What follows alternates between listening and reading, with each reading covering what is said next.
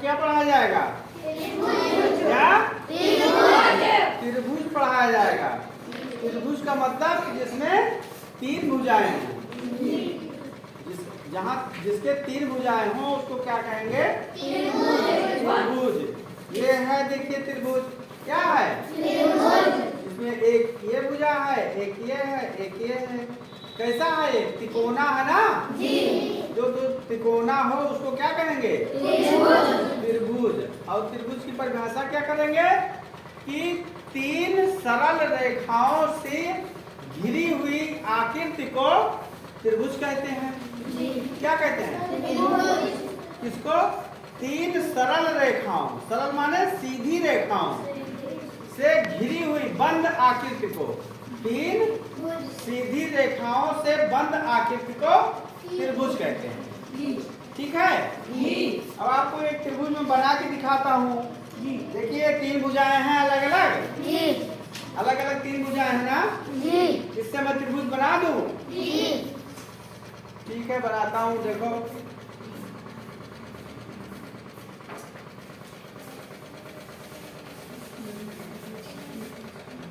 देखिए त्रिभुज बना रहा हूँ। देखिए ये हो गई एक भुजा, ठीक हो गई ना?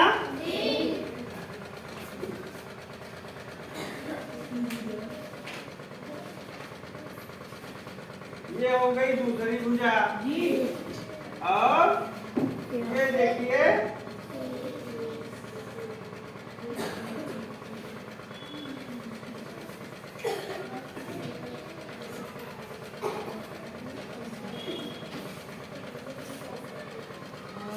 ये देखिए त्रिभुज बन गया ना? क्या बन गया है? त्रिभुज। ये बन गया त्रिभुज। क्या है? त्रिभुज है। क्या है? त्रिभुज है। इसमें 3 कोने हैं ना? 3 सिरे हैं। तो तीनों का मैं नाम रख देता हूँ। इसको का, उसको खा और उसको गा। ठीक है? अब एक त्रिभुज बन गया ना? अगर इस आकृति को मैं ये एक लाइन अगर निकाल के ऐसे कर दूं तो बनेगी कोई आकृति? अभी कोई आकृति नहीं बनी है तो खुला होगा, किसी मतलब नहीं रहेगा।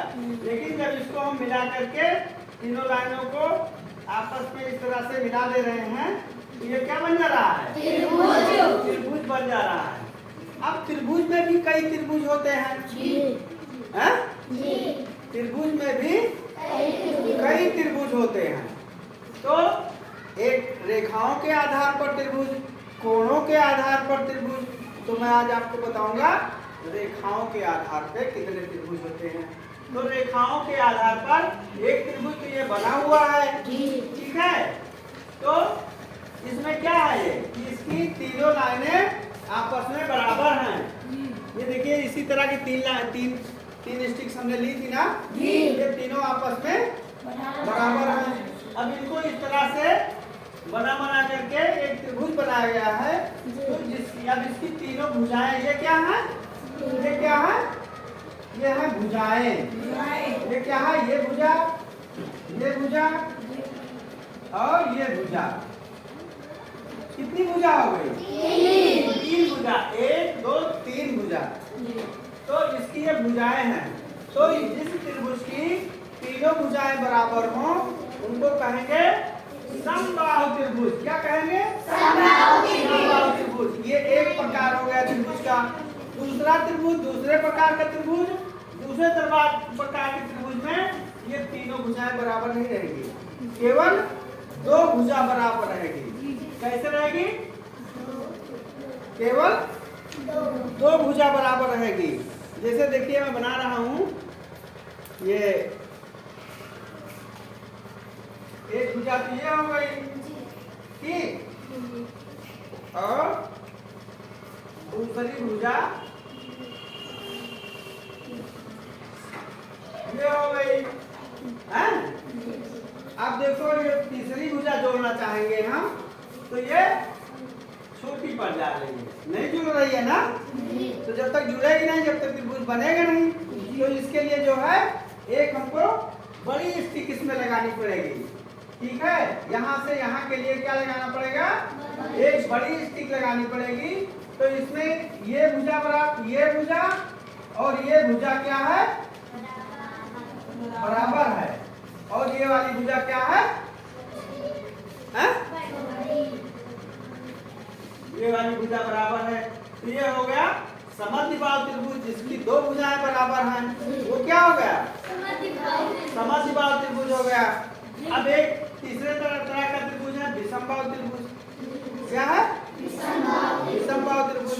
विषमबाहु त्रिभुज का क्या मतलब होगा, हाँ, जिसकी कोई भी भुजा आपस में बराबर ना हो, जिसकी कोई भी भुजा आपस में बराबर ना हो, सब छोटी बड़ी हो, एक दूसरे के बिल्कुल बराबर ना हो, उसको क्या कहेंगे, विषमबाहु त्रिभुज।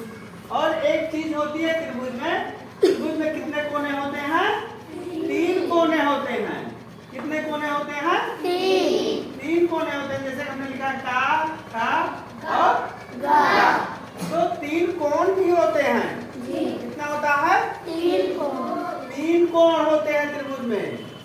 तो इसमें कौन कौन से कोण हैं, ये इस तरह से लिखेंगे। ये निशान किस चीज का है, ये वाला कोण का। तो कोण का और प्लस कोण का प्लस कोण, ये वाला कोण गा। कौन कौन से कोण हैं, कोण का, कोण का, कोण गा। अगर एक त्रिभुज के तीनों कोणों को आपस में जोड़ लिया जाए तो वो कितना होता है, 180। शाबाश, कितना होता है, 180 अंश। एक त्रिभुज के, किसी भी त्रिभुज के, चाहे जो त्रिभुज हो, चाहे वो समबाहु त्रिभुज हो, चाहे वो विषमबाहु त्रिभुज हो, चाहे वो समद्विबाहु त्रिभुज हो, कोई भी त्रिभुज हो, अगर उसके तीनों कोणों को जोड़ लिया जाएगा तो उसका मान कितना होगा, 180।